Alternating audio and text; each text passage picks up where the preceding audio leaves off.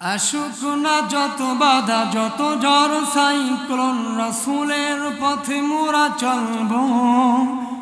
এ জীবন বাজি রেখে দিনের নিশান মোরা বাংলার আকাশে উড়াব। মোরা কামালের মুখোমুখি দাঁড়িয়ে আল্লাহু আকবার বলবো। আসুক না যত বাধা যত ঝড় সাইক্লোন, রাসূলের পথে মোরা চলবো। এ জীবন বাজি রেখে দিনের নিশান মোরা বাংলার আকাশে উড়াবো। লিল্লাহি তাকবীর। নবী করিম সাল্লাল্লাহু আলাইহি ওয়াসাল্লাম যেই নবী দুনিয়াতে আসলেন তিনি হলেন রহমতের নবী। যেই নবীকে দেখলে সাহাবা একরামদের পেটের খিদা নিবারণ হয়ে যায়, ঠিক না বেঠিক? আল্লাহু আকবার বলেন। নবীর কথায় নবীর মায়ায় যেই আশেকের চোখে পানি আসে না, সেই নবীর আশেক দাবি করতে পারে না, ঠিক না বেঠিক? আজকে গোটা বিশ্বে বাংলাদেশে তৌহিদি জনতা নবীর বিরুদ্ধে ব্যঙ্গ করা হয়, কথা বলেন ঠিক না বেঠিক? নবীর বিরুদ্ধে কথা বলে আপনি মুসলমান হয়ে দাবি করেন, নবীর পক্ষে কথা বলেন না, এমনও মুসলমান আছে না নাই? আছে না নাই? সম্মানিত ভাইয়েরা, এই তাফসীরুল কোরআন মাহফিল এমন একটি সময় ছিল মন খুলে আলোচকরা কথা বলতে পারে নাই, ঠিক না বেঠিক? কোনো বক্তা কি কোথাও রাজনীতি করার জন্য যায়? এই কোরআনে কবরের বয়ান আছে, জমিনের ওপরের বয়ান আছে, জান্নাতের বয়ান আছে, জাহান্নামের বয়ান আছে। প্রতিটা নবী পয়গম্বর সাহাবা একরাম পর্যন্ত পার্লামেন্ট চলাইছে, রাজনীতি করেছে, কথা বলেন ঠিক না বেঠিক? তাহলে কোরআনের কথা, বাংলা একটা প্রবাদ আছে, গরম ভাতে বিড়াল বেজার। যদি গরম ভাত বিড়ালকে দেখা যায়, মামা আসসালামু আলাইকুম, আর থাকে না। যদি ঠান্ডা হয় দেখেন আরামসে মেরে দিয়ে চলে যায়, ঠিক না বেঠিক?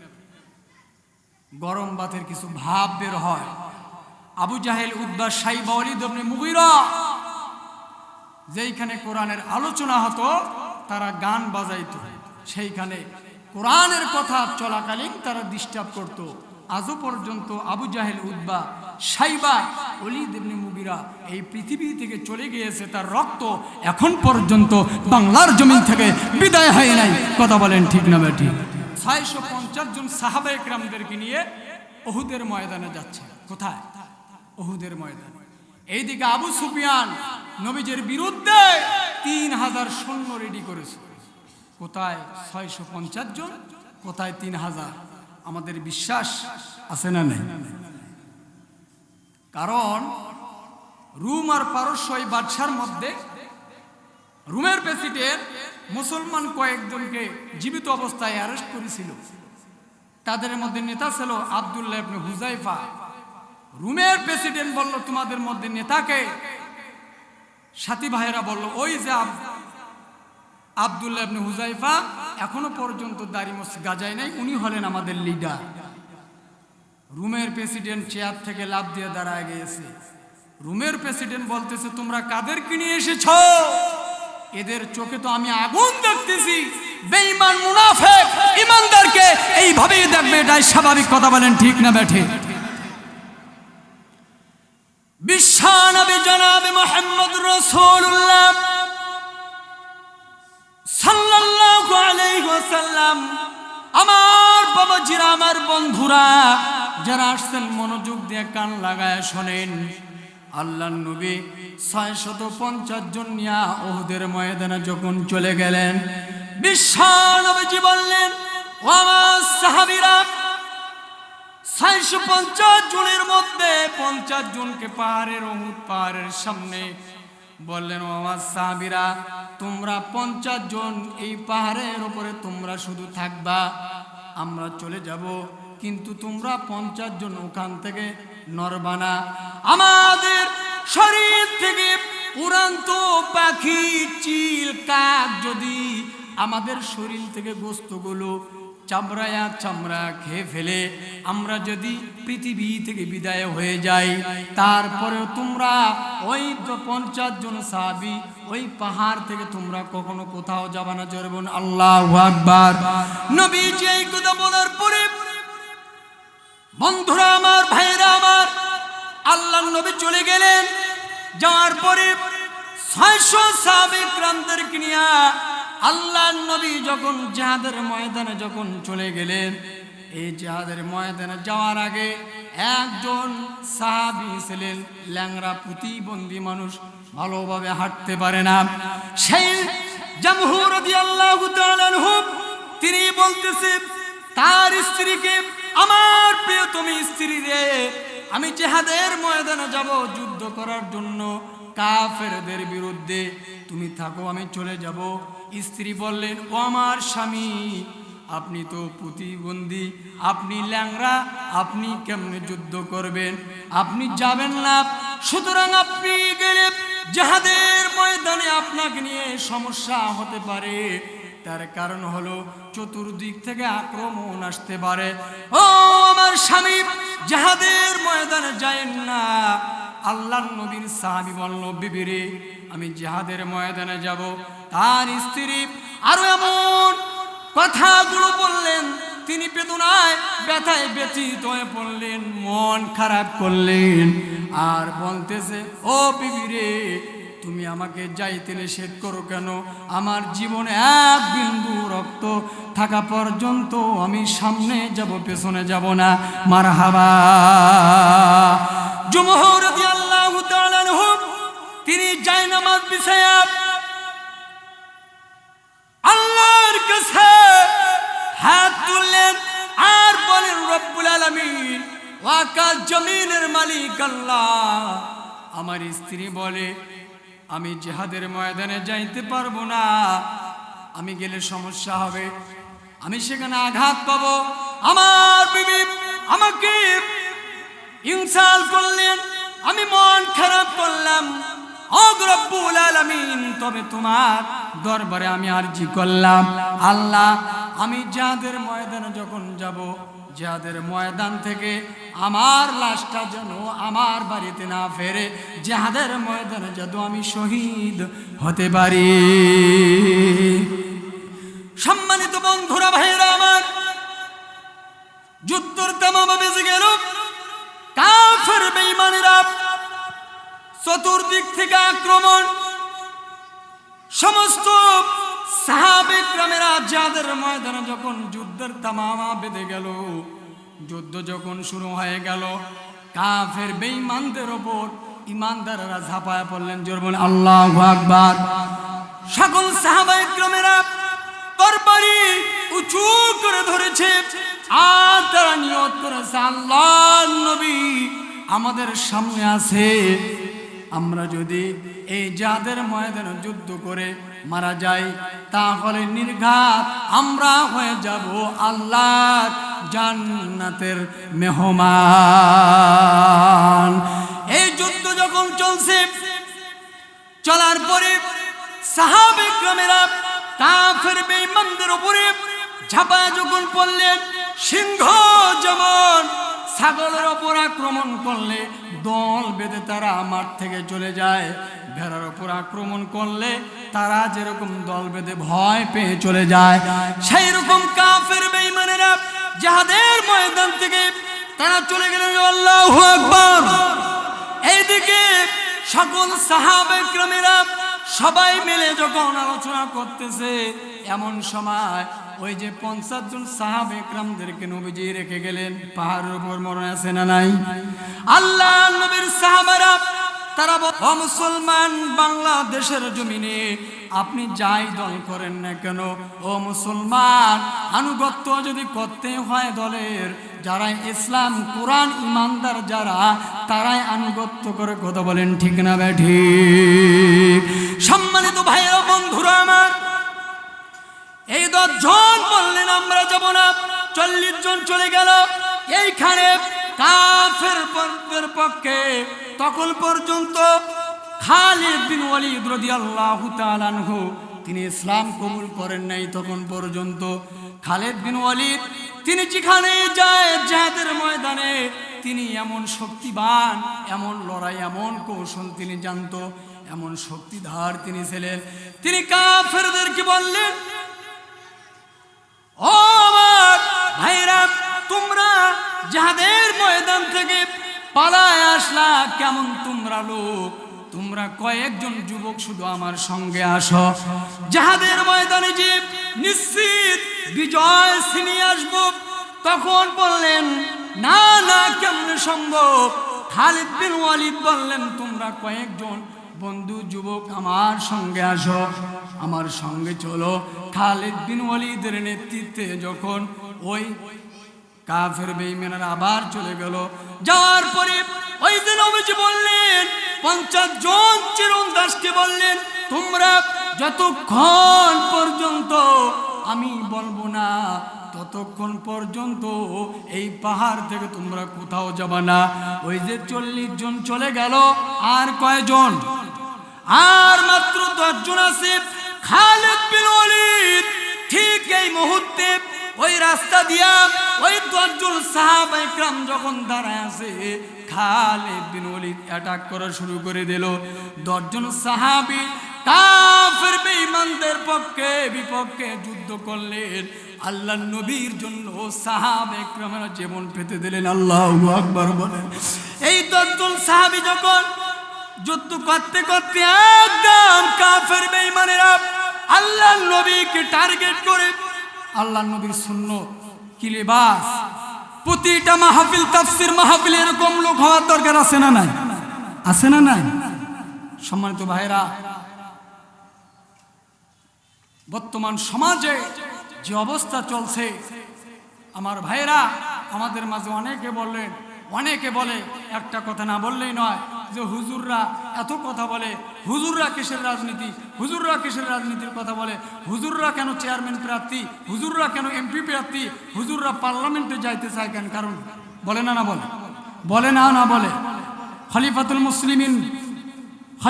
মুসলিমিন হযরত ওমর রাদিয়াল্লাহু তাআলা আনহু অর্ধ পৃথিবীর প্রেসিডেন্ট ছিলেন, কথা বলেন ঠিক না বেঠিক? হযরত উসমান গনি রাদিয়াল্লাহু তাআলা আনহু তিনি যদি সংসদ চালায়, হযরত আবু বকর রাদিয়াল্লাহু তাআলা আনহু তিনি যদি সংসদ চালায়, ওসমান, ওমর, আলী রাদিয়াল্লাহু তাআলা আনহু তা মুসলমান।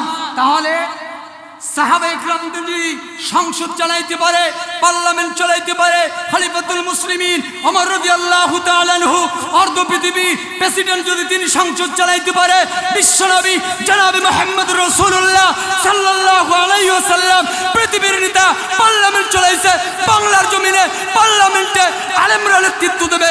আমার সঙ্গে কারা কারা রাজি আছেন? দু হাত তুলে দেখান।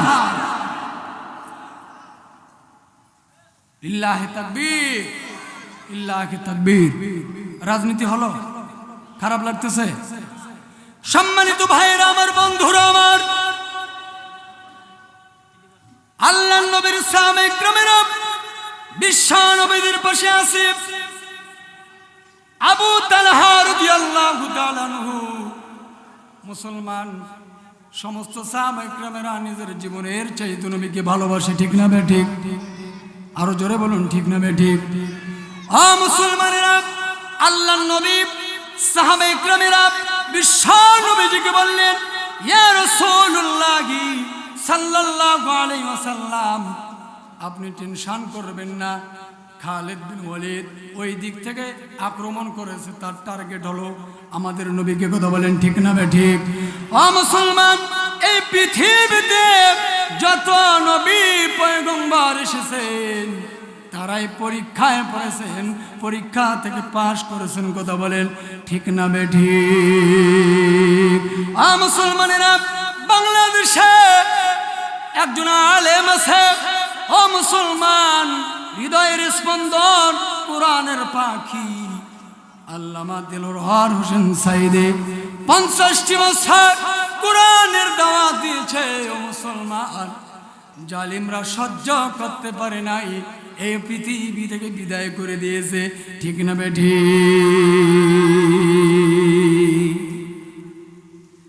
তার গর্জন, তিনি যখন পার্লামেন্টে ছিলেন, পার্লামেন্টে থাকার পর সমস্ত এমপিরা বলেছে মদ হারাম করা যাবে না, এই আন্দোলন হয়ে যাবে, আন্দোলন শুরু হবে।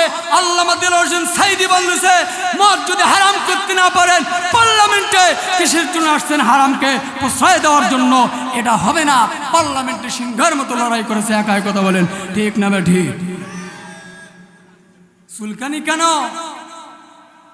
আলেমেরা নেতৃত্ব দেবে না তো কে দিবে? কারণ চুরি করা হবে না এটাই ভয়, বাজেট মেরে খাওয়া যাবে না এটাই ভয়।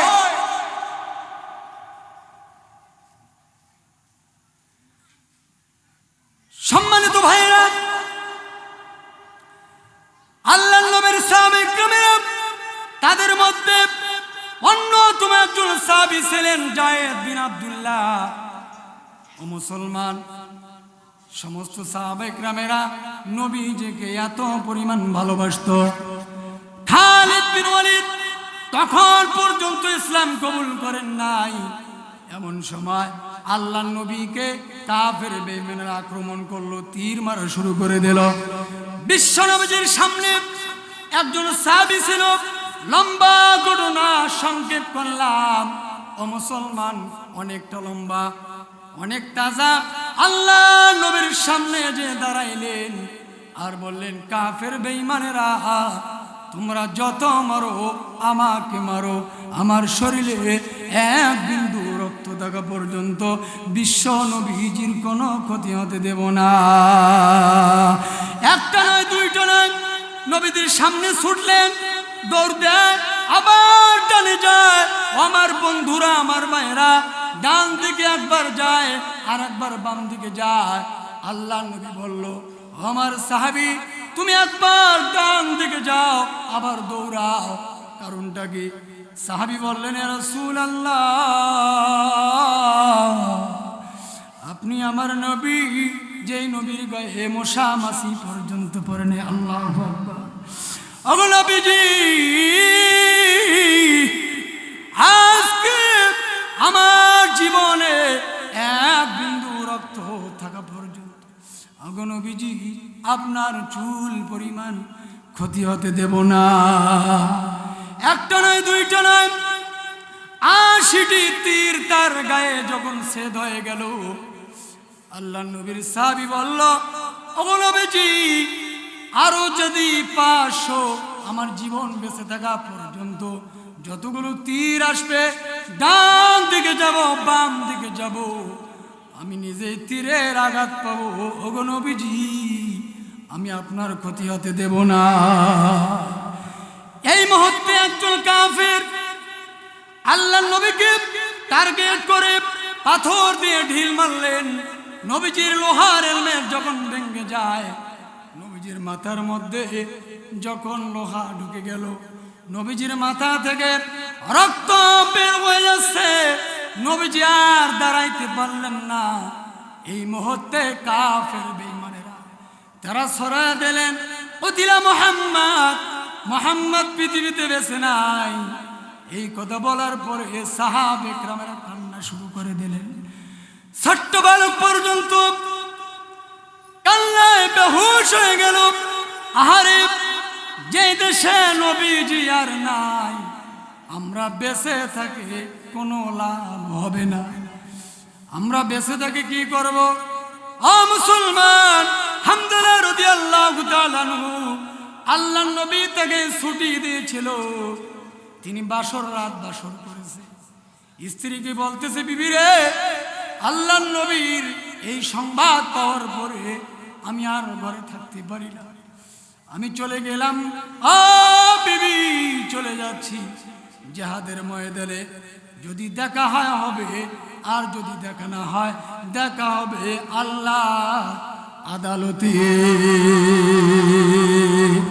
সবাই চলে গেল। এইদিকে আবু বকর রাদিয়াল্লাহু তাআলা আনহু, আলী রাদিয়াল্লাহু তাআলা আনহু সবাই অবাক হয়ে গেল। আহারে, নবীজি কই? নবীজি চলে যেতে পারেন না। আল্লাহর নবী এ সংবাদ তালাশ করতেছে। আবু বকর রাদিয়াল্লাহু তাআলা আনহু দেখলেন নবীজি ক্লান্ত হয়ে পড়েছে।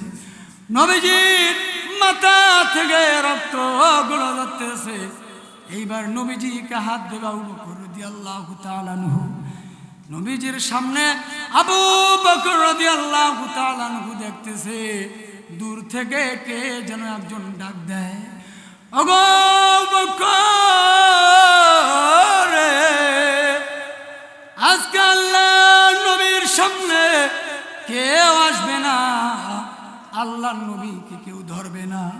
তার কারণ হলো আল্লাহর নবীকে যারা আঘাত করেছে, আল্লাহর নবীর শরীর থেকে রক্তগুলো ঝরতেছে, এই রক্তগুলো আমি মাটিতে পড়তে দেব না। হযরত আবু বকর রাদিয়াল্লাহু তাআলা আনহু তিনি বললেন, না, এইখানে কিছু বলা যাবে না। তার কারণ হলো সে হলো পাগল, সে হলো পাগল, ও মুসলমান। তার কারণ হলো এই পাগলটার নাম কি?